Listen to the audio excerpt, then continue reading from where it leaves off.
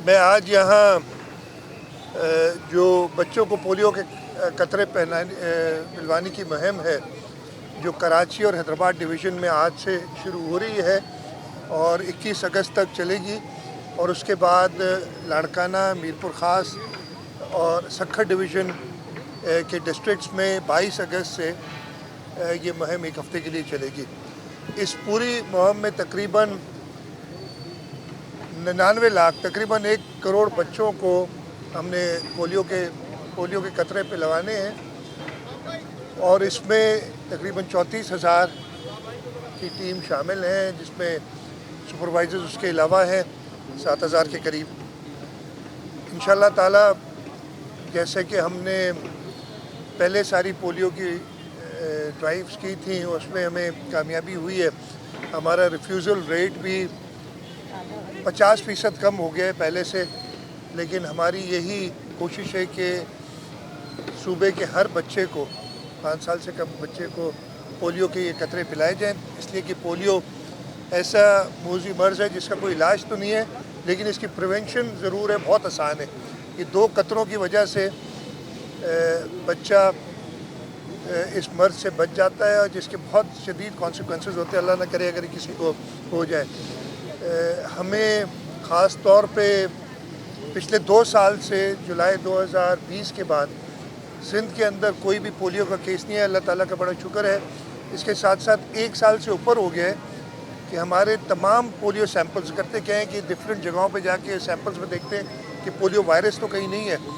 तो 1 साल से ज़्यादा अरसा हो गया और हमारे तमाम पोलियो वायरस के सैंपल्स जो हैं वो नेगेटिव आए हैं।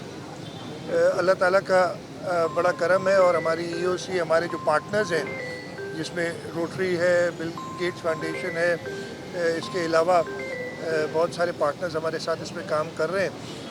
उसके हमारी पुलिस, हमारी रेंजर्स और फौज वो सिक्योरिटी के लिए काम करती है। हम कामयाब हुए हैं। ख़ास तौर पे इस साल अप्रैल के अंदर सदर्न KPK में कुछ पोलियो के केसेस आए थे, उनका ख्याल करते हुए हमने बॉर्डर्स पे जो दूसरे सूबों से बच्चे आते हैं और वो आबादियाँ हैं जहाँ पे जाके सेटल होते हैं, उस पर स्पेशल पोलियो ड्राइव्स अलग से भी करते हैं। और जहाँ तक मुझे इल्म है 5-5.5 लाख बच्चे हम दूसरे सूबों के भी पोलियो के कतरे उनको पिला चुके हैं ताकि इस मौजी मर्ज़ से हम छुटकारा हासिल करें। इस वक्त दुनिया में सिर्फ 2 ममालिक हैं, पाकिस्तान और अफ़गानिस्तान, जिसमें ये पोलियो अभी तक है और हमारी कोशिश है कि इंशाअल्लाह ताला इस पोलियो के मर्ज़ से जल्द छुटकारा हासिल करें। अच्छा CM साहब, आप क्योंकि एक पोलियो के इस सिलसिले में आए हैं, लेकिन क्योंकि आप एक जमहूरी पार्टी के वज़ीर आला हैं और पाकिस्तान पीपल्स पार्टी ने हमेशा जमहूरियत में गैर कानूनी पाबंदियों के ख़िलाफ़ आवाज़ उठाए। आपको याद होगा कि आपके वालिद साहब वज़ीर आला, आपको अल्लाह से ने दूसरी मरतबा वज़ीर आला बनाया। मोहतरमा बेनज़ीर भुट्टो ने आई चंडीगढ़ रोड से कराची प्रेस क्लब तक एक चैनल पर पाबंदी के ख़िलाफ़ रैली की क़यादत की थी। एक बार फिर पैमरा ने पाकिस्तान के सबसे बड़े चैनल ARY की नशरियात पूरे पाकिस्तान में गैर कानूनी तौर पर बंद कर दी है, जिससे हमारा जो माशी कत्लेआम हो रहा है, तकरीबन 4,000 से ज़ायद मुलाजमीन का माशी कत्लेआम हो रहा है और वो जो लाखों लोग जो ARY को देखना चाहते हैं वो पैमरा के गैर कानूनी इक़दाम की वजह से नहीं देख रहे। आप सूबे के वज़ीर आला हैं और एक पार्टी के उस पार्टी से ताल्लुक़ रखते हैं जिन्होंने हमेशा पाबंदी के खिलाफ, इस पर आपका रद्द-ए-अमल भी चाहिए और आपकी सपोर्ट भी चाहिए। सबसे पहले तो मैं बताता हूँ पाकिस्तान पीपल्स पार्टी प्रेस की आज़ादी के लिए हमेशा जिद्दोजहद करती रही है और आगे भी करती रहेगी। हमारी लीडरशिप, चेयरमैन बिलावल भुट्टो ज़रदारी, सदर आसिफ अली ज़रदारी, हमेशा ये उनके ज़माने में तो उनके तो ज़रदारी साहब के तो रिकॉर्डेड प्रोग्राम्स बंद कर दिए गए थे, लेकिन मैं उम्मीद करता था कि उस वक्त भी सारे चैनल्स जो प्रेस की आज़ादी की बात करते हैं भी वो बात करते। मैं बिल्कुल किसी भी चैनल को बंद नहीं होनी चाहिए, किसी भी सहाफ़ी पे कोई भी कतई कोई पाबंदी नहीं होनी चाहिए। हाँ, उन्हें जो इस मुल्क का आइन और कानून है उसकी पासदारी ज़रूर करनी चाहिए। मैं बिल्कुल पाबंदियों के ख़िलाफ़ हूँ। उसके साथ साथ मैं ये भी कहूँगा कि चैनल्स को, पता नहीं लफ्ज़ में मैं नहीं कहना चाहूँगा, जो परसों दोहराए गए थे रात को पता नहीं किराए के टट्टू कहा था, कुछ ऐसी बात कही थी, वो भी ना कहना चाहिए किसी भी चैनल को। तो मैं बिल्कुल आपके से जो है इत्तेफाक करता हूँ कि चैनल्स को बंद नहीं होना चाहिए और हमारी सपोर्ट हमेशा रहेगी। सीएम साहब, इमरान खान साहब सिंध आ रहे हैं, 19 तारीख को कराची में जलसा करने जा रहे हैं और 20 को हैदराबाद में, तो आप क्या समझते हैं? वो कहते हैं कि अब मैं सिंध के लोगों को आसफ अली जरदारी से निजात दिलाने आ रहा हूँ, क्या कहेंगे? मैं हंस ही सकता हूँ। मैं कल इस पर काफ़ी डिटेल में कि पता नहीं कहाँ था मैंने बात की थी, मज़ीद नहीं कहूँगा। मैं सिर्फ ये कहूँगा कि जलसे करें, इधर भी इंटरटेनमेंट मुफ्त में मिल जाती है लोगों को। पता नहीं बड़े सिंगर्स आ जाते हैं, वो गाना बजाना करते हैं और उसके बाद हमें बड़ी सबक हासिल होते हैं कि हम आज़ाद नहीं हैं। कायदे आज़म ने 75 साल पहले इस मुल्क के लिए कुछ नहीं किया था, अब आज़ादी हमें मिलने जा रही है। नए नए सबक हम हिस्ट्री के पढ़ते हैं, हमें वो साइंस भी पढ़ा चुके हैं कि स्पीड जो है लाइट की स्पीड पर ट्रेन चलाएंगे 1,86,000 किलोमीटर पर घंटे के हिसाब से। हमें जोग्राफिया भी बताते हैं, जापान और जर्मनी की सरहदें मिलाने। तो नई नई बातें सुनने के लिए लोग आते हैं, इसलिए कि थोड़ा सा एंटरटेनमेंट जो है, आप चैनल्स ने तो इतना माहौल बना दिया है कि हमेशा ऐसे समझ आता है कि पता नहीं मुल्क कहाँ जा रहा है। लेकिन ये आके इमरान खान और उनकी पार्टी थोड़ा बहुत शुगल मेला लगा देती है, वो लगाए कराची में आके। हाँ, ये मैं ख़त्म कर लूँ, लेकिन ये भूल जाए इस सूबे के लोग और ये पाकिस्तान पीपल्स पार्टी को पिछले 3 इलेक्शंस उन्होंने मुसलसल ज़्यादा कामयाबियाँ दिलाई और इंशाल्लाह 2023 में जब इलेक्शन होगा उससे भी बड़ी कामयाबी पाकिस्तान पीपल्स पार्टी को मिलेगी।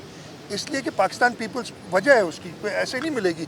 पाकिस्तान पीपल्स पार्टी ने खिदमत की है। सामने आप अस्पताल देख रहे हैं, NICH, ये वफाक के पास होता था 2011-12 तक, जब हमें मिला है तब से। इसके पीछे NICVD है मेरे, बिल्कुल उसकी भी आपने हालत देखी। मेरे सीधे हाथ पे JPMC है। मैं ये सिर्फ जहाँ खड़ा हूँ उधर के खिदमात बता रहा हूँ आपको जो पाकिस्तान पीपल्स पार्टी ने की हैं हेल्थ के शोबे में, ख़ासतौर पे जो टर्शरी हेल्थ में। तो ये वजह है कि अगर मुफ्त में उनका दिल का इलाज हो रहा हो। ये एक NICH है, हमने चाइल्ड लाइफ के साथ मिलके जो चिल्ड्रन इमरजेंसी सेंटर्स पूरे सूबे में फैलाए हैं। ये सारी वजूहत हैं जिसकी वजह से करते। तो सिर्फ ये मेला लगाने से, गाने बजाने से, गाना वगैरह ये होता ना तो इस मुल्क के सरबराह जो है वो कोई अच्छे गुलकार होते, कोई अच्छे तबला बजाने वाले होते, तो ये नहीं होता। लोगों की खिदमत करनी पड़ती है, एक लोगों की खिदमत करनी पड़ती है, जो ये खिदमत करने की बात करें। और दूसरा, मैं सख्त अल्फाज में कंडेम करूँगा कि जो ये नया रेटरिक, नई जो बात शुरू कर दी ना कि हम आज़ाद नहीं है। यार क्यों ग़ुलाम बना रहे हो हम सबको? हमने 75 साल पहले आज़ादी हासिल की थी, हमारे बड़ों ने उस आज़ादी के लिए अपनी जानें कुर्बान की हैं। हमारी मुल्क के लोगों ने बहुत कुर्बानियाँ दी हैं आज़ादी के लिए, और हमें कह रहे हो कि हम ग़ुलाम हैं। ये ग़ुलाम हो गए तुम, इधर हम ग़ुलाम नहीं। ये बता दीजिएगा सर, आपने सिंध के कई अजला को आफतज़दा भी करार दिया है, तो कराची में मजीद कितनी दवाई होनी चाहिए जो आफतज़दा करार दे? दूसरी बात, कल एक 2 सियासी जमातों के क्लैश भी हुआ, आपस में फायरिंग हुई, बल्दियाती इंतखाबात आ रहे हैं, बाई इलेक्शन, तो इसके लिए कोई सख्ती से कोई? देखिए, हम सबको यही कहते हैं कि जो ज़ाब्ता अखलाक हो उसके तहत चलें। इलेक्शंस हैं, हो जाएंगी। अभी 21 तारीख को हमारी बाई इलेक्शंस हैं NA 245 गालबन, उसमें 28 तारीख को लोकल गवर्नमेंट इलेक्शंस का सेकंड फेज़ है। उसके बाद 3 और इलेक्शन सूबा सिंध में होनी है जो बाई इलेक्शंस। तो ये माहौल और इसकी एक वजह है ना, जो ये अगर आप इस तरीके की रेटरिक देंगे, आए लोगों की खिदमत करें, अपना प्रोग्राम बताएं, तो ये सारी बातें नहीं होंगी। आपने जहाँ तक बात की, मैं आपको ये बताऊं कि कराची के इंफ्रास्ट्रक्चर के लिए, कराची और पूरे सूबे के लिए, इसलिए कि बाकी सूबों की बाकी जगहों पे भी हमारे मेन शाहराहें कुछ जगह पे कट गई हैं बारिश के, बरसात के पानी से। कल ठट्टा में थोड़ा सा एक सिचुएशन डेवलप हो गई थी, वो भी देखनी कि लोगों को घरों से निकालना पड़ा था और एक इमीडिएट स्टेप लिया था। अभी इस वक्त हम बात कर रहे हैं तो दादू में शदीद बारिश हो रही है। तो ये पूरे सूबे में बरसात हो रही है, लेकिन इन सब के लिए मैंने हमारी काबीना ने पिछली मीटिंग में इमीडिएटली बगैर किसी बात की ये कहा था कि 1 अरब रुपए इमीडिएटली रिलीज़ करें KMC को, ताकि वो पैच वर्क और सड़कों की हालत बेहतर कर सके।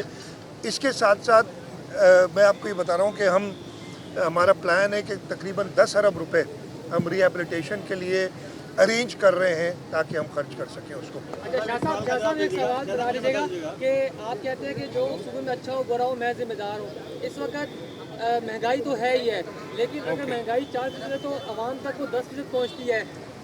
मुर्गी के अपने रेट वाले हैं, दुकानदार अपनी मर्जी से बेचते हैं, कोई चेक करने वाला नहीं है। किराया जो है वो अपने जो ट्रांसपोर्टर है अपनी मर्जी से वसूल कर रहे हैं। कोई कमिश्नर, आपके डिप्टी कमिश्नर कोई नज़र नहीं आ रही, कोई कार्रवाई नहीं हो रही। इस बारे से क्या कहेंगे? नहीं, मैं देखिए इसमें कार्रवाई बिल्कुल नहीं चाहिए। जहाँ जहाँ ऐसी नज़र आएगी, ये हमारे डिस्ट्रिक्ट एडमिनिस्ट्रेशन का काम है, प्राइस कंट्रोल के इदारे हैं, और अगर कहीं पे कोई इसमें गफलत हो रही है तो उसमें बिल्कुल एक्शन लिया जाएगा। जी आखिरी सवाल कर लिया ये बता दीजिएगा ये को आखिर में सके।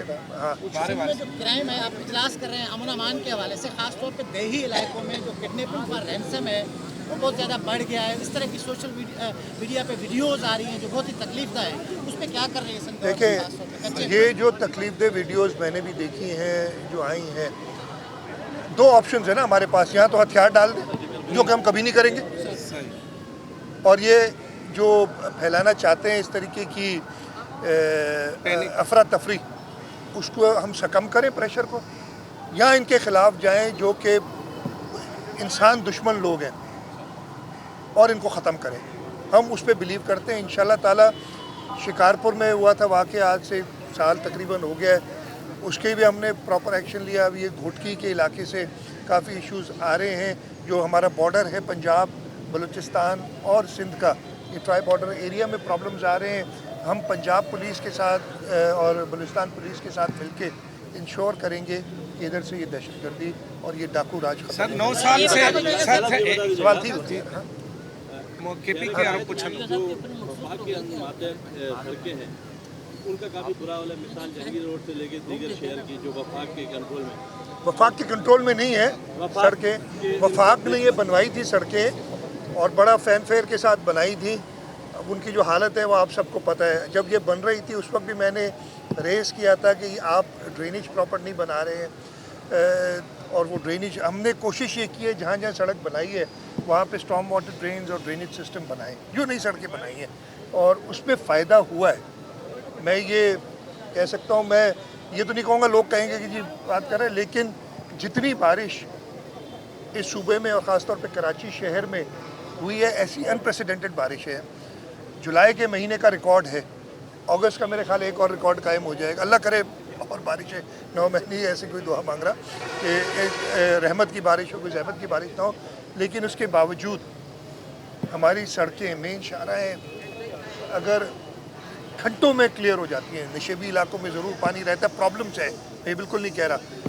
होता ये है कि जब बारिश होती है इमीडिएटली आधे घंटे बाद आप लोग इधर सामने खड़े हो, आप लोग से मतलब है कुछ आप में से लोग और दिखाते हैं, देखिए जिन्ना अस्पताल के सामने पानी है। यस, ये प्रॉब्लम है, इधर ड्रेनेज प्रॉपर नहीं है, लेकिन हम इमीडिएटली, रात को भी बारिश हुई है लेकिन अभी सड़क क्लियर है। मैंने NICVT अंदर भी जाके नज़र देखी है कि वो भी क्लियर है, इसलिए कि वो काफ़ी वीडियोज़ वगैरह उसकी आ जाती हैं। अनफॉर्चुनेटली कहीं कहीं ऐसे भी होता है, मैं आपसे नहीं कह रहा हूँ, लेकिन आप में कुछ अच्छे बुरे लोग हर जगह होते हैं ना।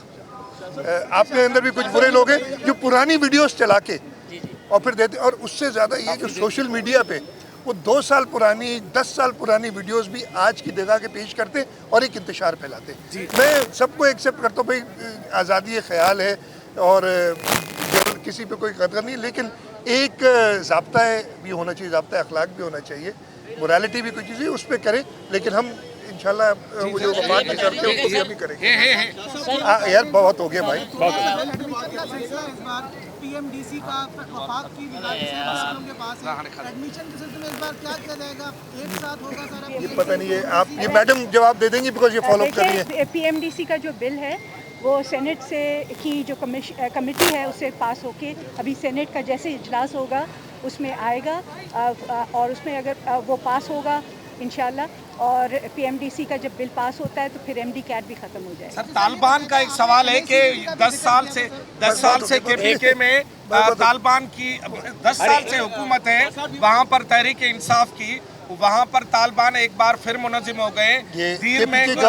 KPK गवर्नमेंट से पूछते हैं, यहाँ हमें प्रॉब्लम इससे हो रहा है। हम इसको, कल भी एक इशू हुआ था और हमने उस पर एक्शन लिया है। इश्यूज़ हो रहे हैं, हम वफाक से इस पे हैं राब्ते में। बाकी KPK गवर्नमेंट का सवाल आप उन्हीं से पूछे, मुझसे ना। Thank you.